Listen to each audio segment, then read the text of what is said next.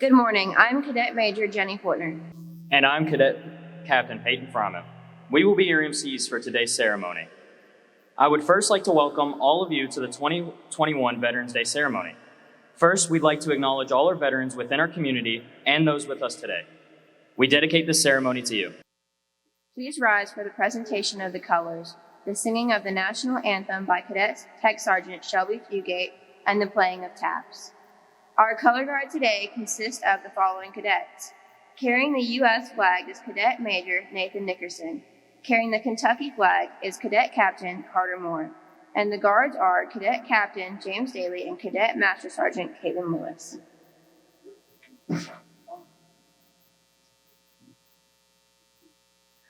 Oh, say, can you see by the dawn's early light what so proudly we hailed at the twilight's last gleaming, whose broad stripes and bright stars through the perilous fight o'er the ramparts we watched were so gallantly streaming, and the rockets regular, the bombs bursting in air, gave proof through the night that our flag was still there.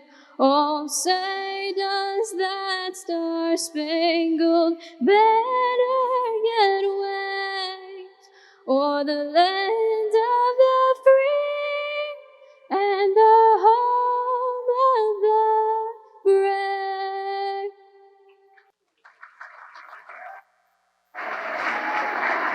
Good job, Shelby.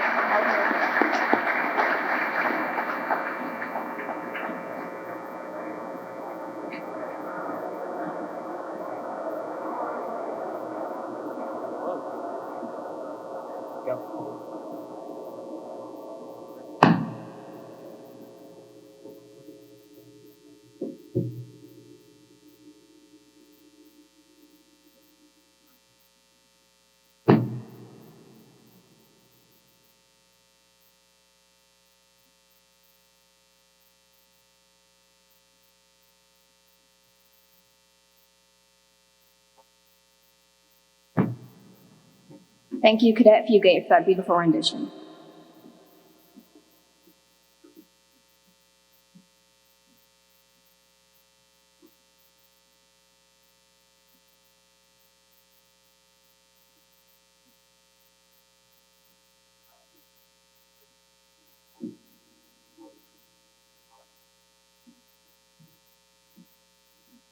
Now entering the auditorium is the POW flag, being carried by Cadet First Lieutenant Catherine Judy.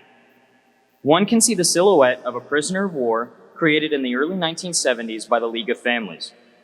This flag of black and white exists to remind us to honor all the brave men and women who never made it back safely to the arms of their loved ones. Men and women who put their lives on the line for our freedom, without recognition, without feeling that last taste of home. I ask everyone to take a moment to put themselves in their boots. Imagine what it would be like for them, for the ones that passed, who died knowing they protected our rights and freedoms, and for those still missing and imprisoned. We give our love, pride, and hope to you. No matter the distance nor the circumstance, you are not forgotten. Zach Lutz, member of the HCHS band, will now play taps, followed by a moment of silence.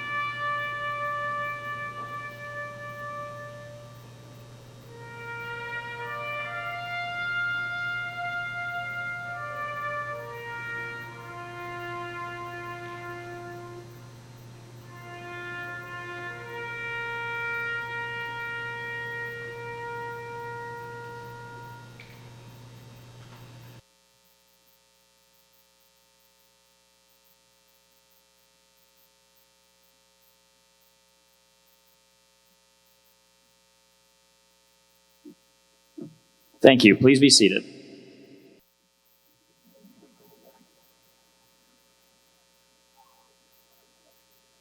Traditionally, the President of the United States pauses each year to share their thoughts on the importance of Veterans Day. I would like to read a portion of this year's presidential proclamation. America has the greatest armed forces in the history of the world. To those who serve and those families who serve alongside them, we owe a debt we cannot fully repay. We recognize and thank them for their indispensable contributions and immeasurable sacrifices in support of our national security. As we approach this season of Thanksgiving, we send our gratitude to millions of service members, veterans, military families, and survivors who have served and continue to serve our nation. Our veterans do so much and ask for little in return. They are strong, adaptable, and regularly change course to accommodate the needs of our country, often forgoing personal wishes. Now, therefore, I, Joseph R. Biden, Jr., President of the United States of America, by virtue of the authority vested in me by the Constitution and the laws of the United States, do hereby proclaim November 2021 as National Veterans and Military Families Month. I encourage all communities, all sectors of society, and all Americans to acknowledge and honor the service, sacrifices, and contributions of veterans and military families for what they have done and for what they do every day to support our great nation. Signed, Joseph R. Biden. I would like to take a moment to acknowledge our school and district administrators. Please save your applause until the end. First, Mayor of Cynthiana, Mr. James Smith, School Board Member, Ms. Christy Carey, Harrison County School Board Member, Ms. Ruth Hattrick, Harrison County School Board Member, Ms. Mary June Brunker, Superintendent, Dr. Harry Burchett, Harrison County Schools Chief Academic Officer, Ms. Jenny Lynn Hatter, and Harrison County High School Principal, Stephen Fowler.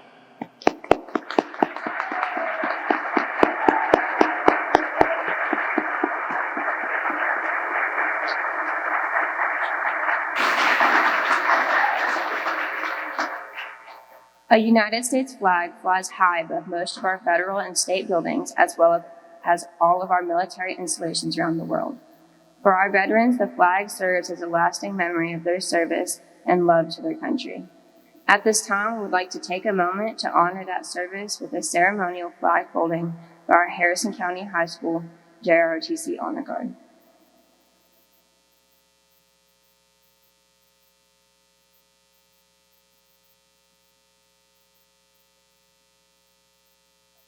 For more than 200 years, the American flag has been a symbol of our nation's unity, as well as a source of pride and inspiration for millions of citizens. Born on June 14, 1777, the Second Continental Congress determined that the flag of the United States be 13 stripes alternating between 7 red and 6 white, and that the Union be 13 stars, white and a blue field representing a new constellation. Between 1777 and 1960, the shape and design of the flag evolved into the flag presented before you today. The 13 horizontal stripes represent the original 13 colonies, while the stars represent the 50 states of the Union. The colors of the flag are symbolic as well. Red symbolizes hardiness and valor, white signifies purity and innocence, and blue represents vigilance, perseverance, and justice.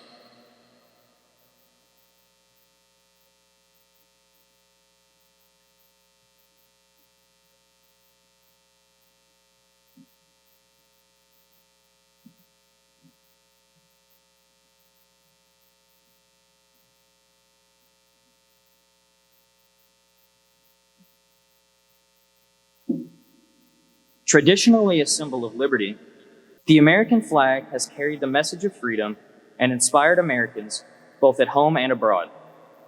In 1814, Francis Scott Key was so moved at seeing the Stars and Stripes waving after the British shelling of Baltimore's Fort McHenry that he wrote the words to the Star-Spangled Banner. In 1892, the flag inspired Francis Bellamy to write the Pledge of Allegiance, our most famous flag salute and patriotic oath.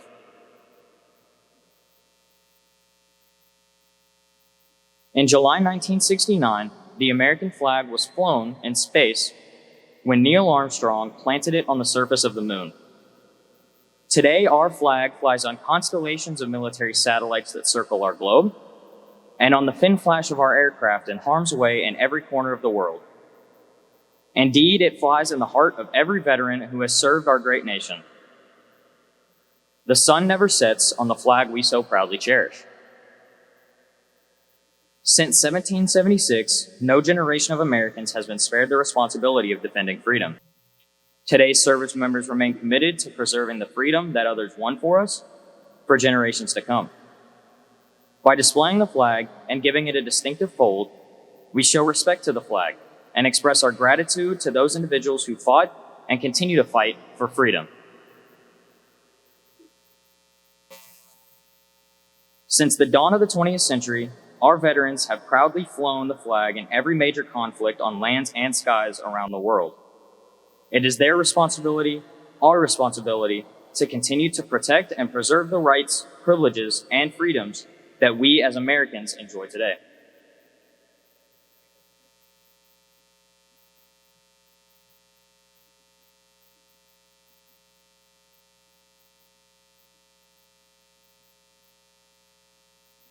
The United States flag represents who we are. It stands for the freedom we all share and the pride and patriotism we feel for our country. We cherish its legacy as a beacon of hope for one and all. Long may it wave.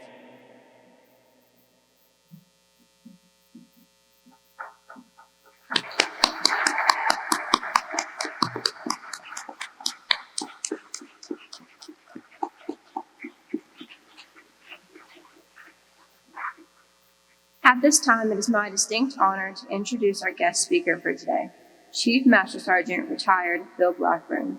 Chief Blackburn embodies the Air Force core values of integrity, service, and excellence. Born and raised here in Cynthiana, he himself was a cadet in our JRTC program and a graduate at Harrison County High School. He experienced immediate success in the Air Force by completing basic training as an honor graduate. In fact, the Air Force determined that he was the kind of person who should mold their younger troops and therefore made him a drill sergeant. Later, he became a teacher of teachers as a drill sergeant instructor, and ultimately, he became superintendent of Air Force basic military training.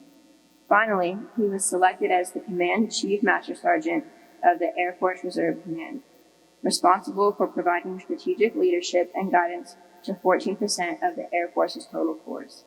He's had various assignments around the U.S. and the world to include Texas, Colorado, Alaska, Germany, and the Pentagon.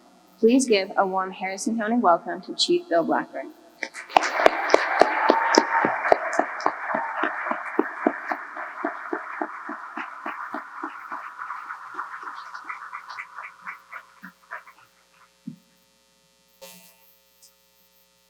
Thank you. I appreciate that, and I appreciate all of you being here today.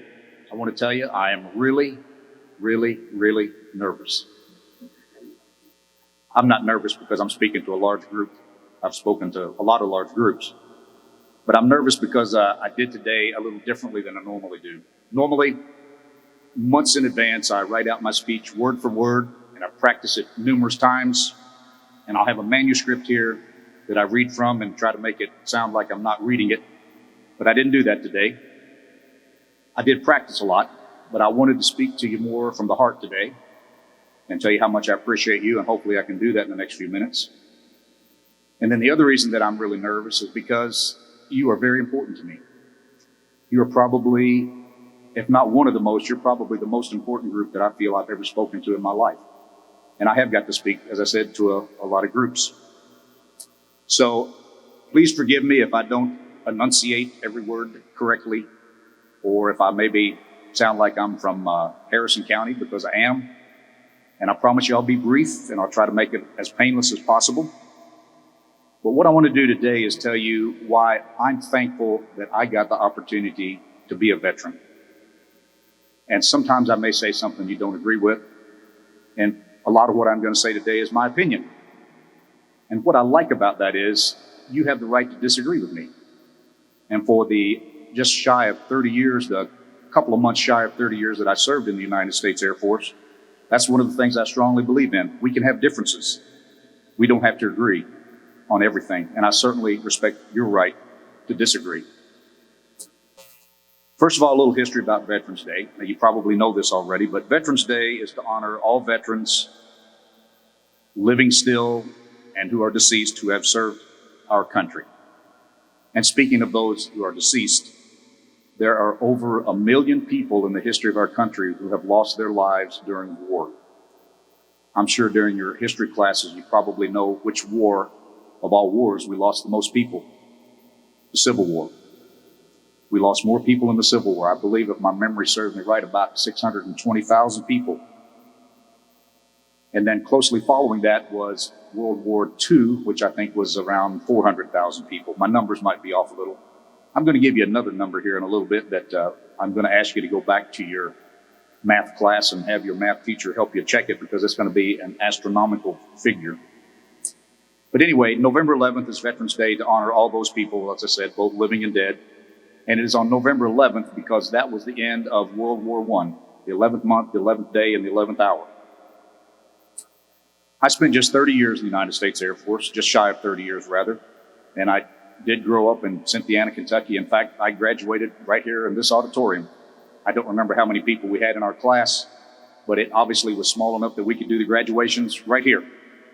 So I sat somewhere around there, and hopefully they let me sit close to the front, because as you can tell, I'm not really very tall, so I wanted to be close to the front so I could see.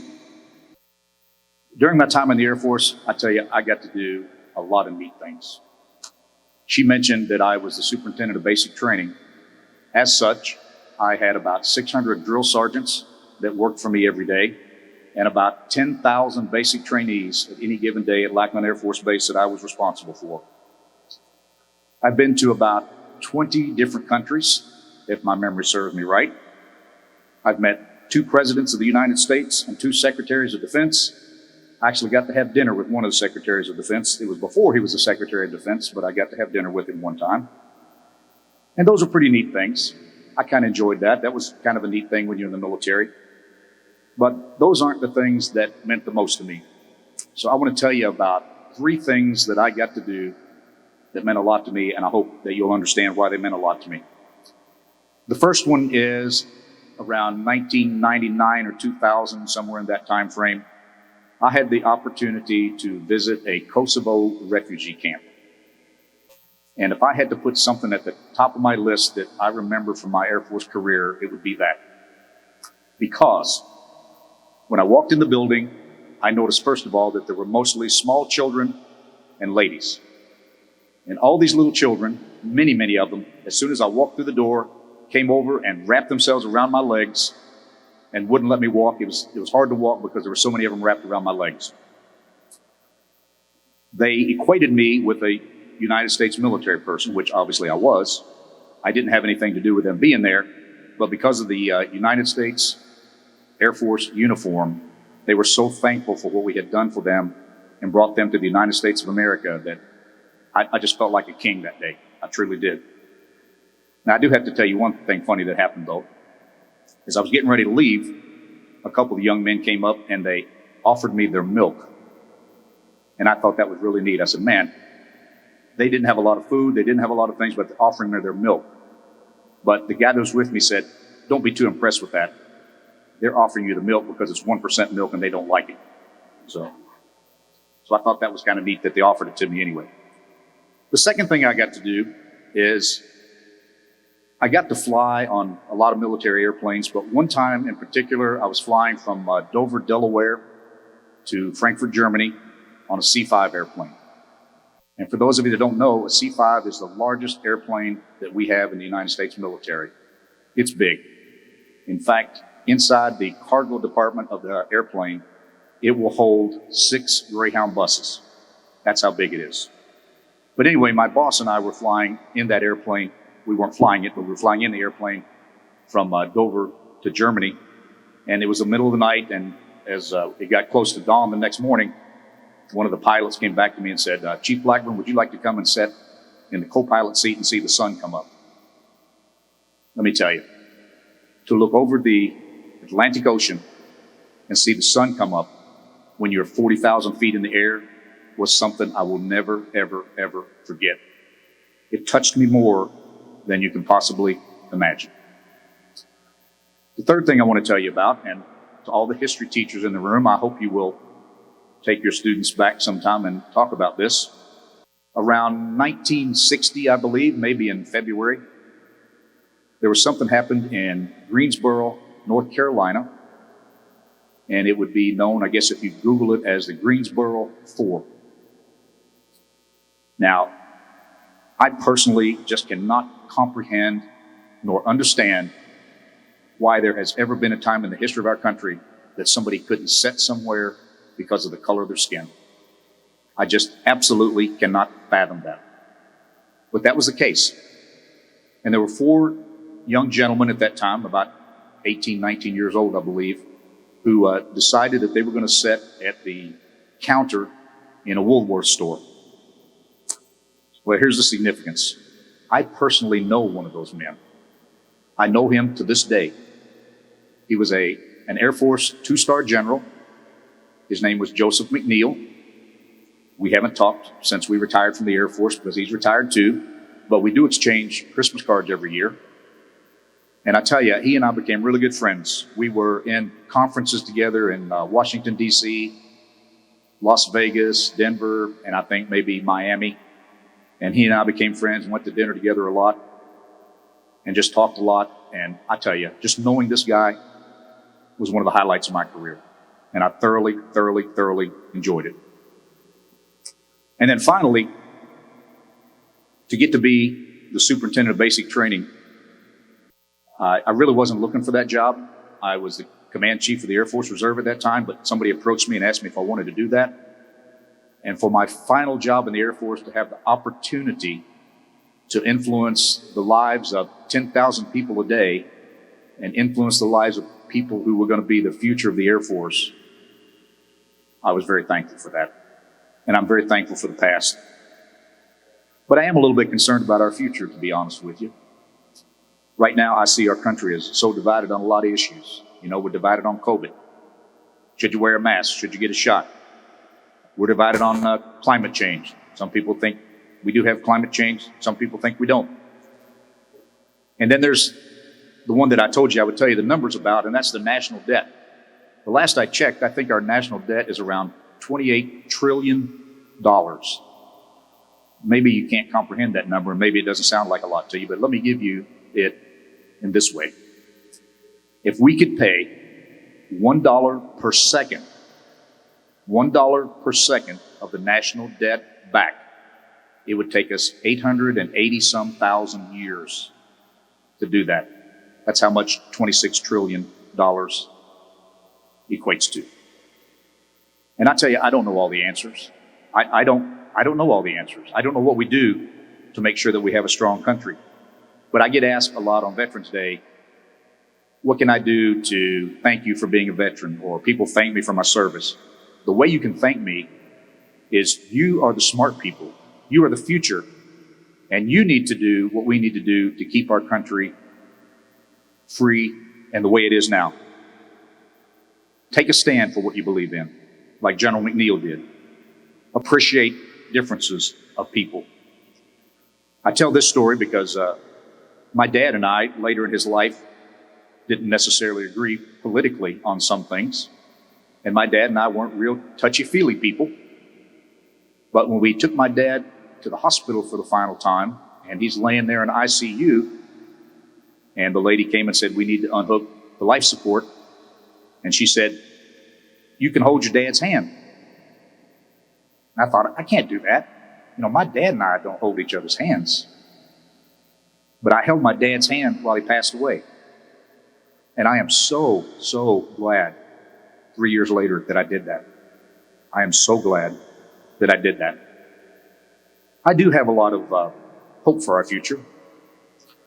I've met a lot of you, some of you in not such a positive way, of course, being in my current job as a transportation director, but I've met a lot of you in a very positive way.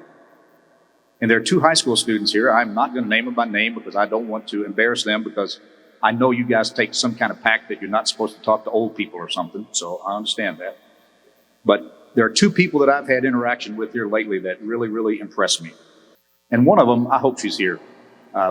This was just a few years ago. She was actually still in elementary school. But I was sub-driving a bus one day, and I was out on one of our real narrow highways, and another little elementary child, like a pre-K student or kindergartner, got sick. And that young lady cleaned that child up for me and took care of that child until we got to where I could do something.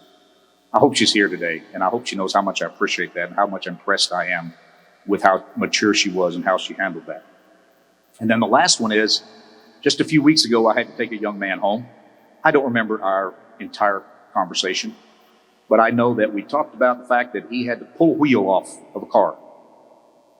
And he was telling me about that. But we had such a great conversation, and I was very enlightened, and I was very motivated and enthused after just getting to talk to a young person and knowing what our future holds. So I'm not going to mention his name either. I do know both those names, by the way, in case you think I have a little bit of dementia setting in and have forgotten them. I do remember them, but I'm not going to say them, okay? So I appreciate that. The last thing I want to ask you is,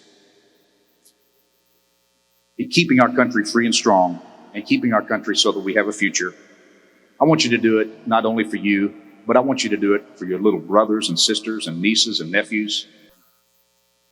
There's a friend of my family that has a little boy that's about 2.5 years old named Ricky.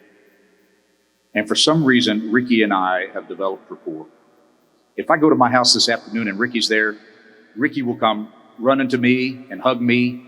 And I always bend down on one knee because I want to be as tall as Ricky. Not that I'm all that much taller than him when I stand up, but I want to be at Ricky's height. And Ricky he acts like I am the greatest thing since sliced bread since I came into his life. Now, if you want to see something funny, I get down on the floor and play with cars with Ricky. And I do the little sounds with my mouth about trucks running and all that. I want to be perfectly clear. I don't do that unless it's with Ricky, okay? So I don't want you to think that. But I hope that Ricky, 30 years from now, 40 years from now, has the same opportunities that I've had in life and the same opportunities that I hope you have in life. I don't necessarily subscribe to the fact that you can do absolutely anything you want to do, but I think you can do a lot of what you want to do. I wanted to play in the NBA a couple of years, but it never did happen, okay? So I can't play basketball, and I'm not very tall, so my chances were pretty slim. But I do believe that what you put your mind to, you can accomplish a whole lot. And you probably have heard, united we stand and divided we fall. We need to be united because we got lots of things that we need to do good things for and do good people for. I'm going to leave you with these words, and it's my philosophy, and that is, be kind to each other. If there's anything I've noticed about COVID is that we are not, in some instances, very kind to each other. Be kind to each other. You don't know what somebody has experienced at home the night before. You don't know what they're going to experience when they go home tonight. And it does not cost anything at all to be kind. I thank you for listening to me. I am honored. I know you didn't have a choice, but I am honored that you gave me your attention and that you would allow me to come and speak to you today. And I wish you absolutely the best in this continued year. And I hope you leave Harrison County High School whenever you graduate and do absolutely great things. Thank you.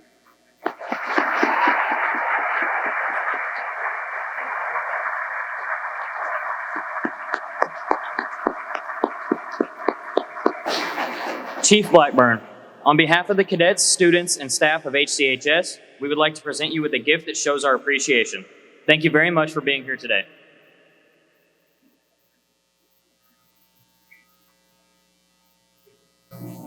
We're going to continue the program with a video presentation of veterans who are family members and friends of students and staff.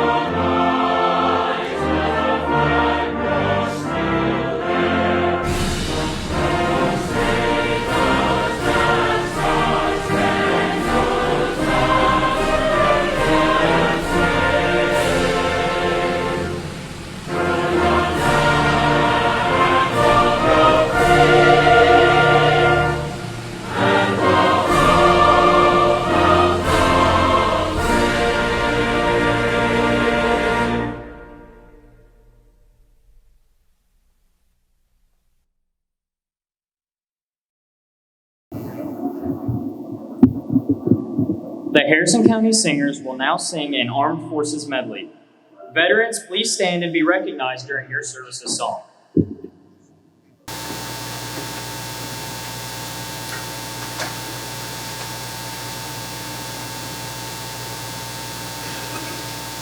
The United States Army. Over hill, over dale, we will hit the dusty trail, and the caissons go rolling along. In and out, hear them shout, counter march and right about, and the caissons go rolling along. Then it's hi, hi, he in the field artillery. Shout out your numbers on and strong, for wherever you go, you will always know that the caissons go rolling along. The United States Marines. From the halls of Montezuma to the shores of Tripoli, we will fight our country's battles in the air, on land and sea. First to fight for right and freedom, and to keep our honor clean. We are proud to claim the title of United States Marines. The United States Navy.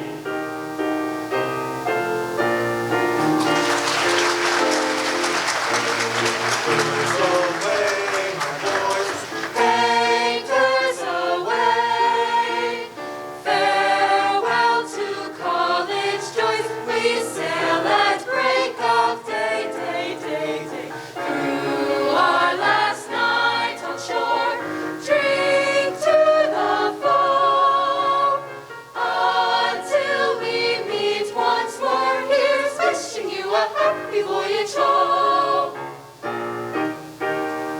The United States Coast Guard.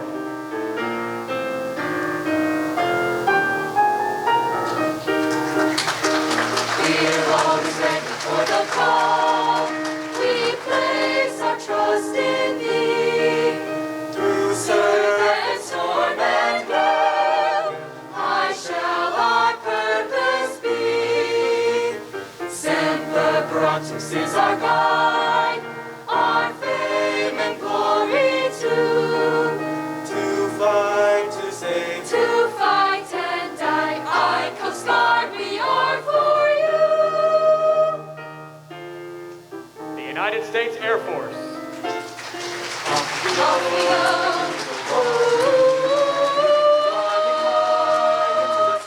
Into the sun. Here they come. To meet our thunder. Attaboys. Give her the gun. Down the dive, spouting the flames from under. Off on one terrible course. We live in fame, we'll go down in flame. Hey, nothing will stop the U.S. Air Force.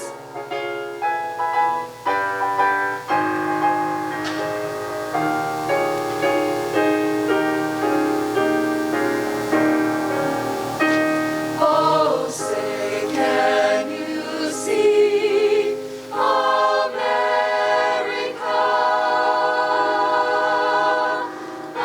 America, my home, America.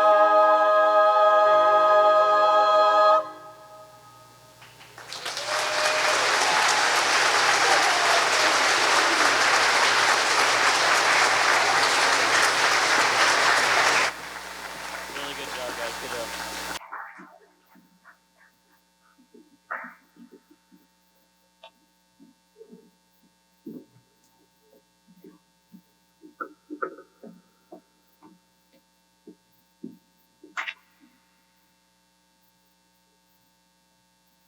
At this time, I ask that everyone please join me in prayer.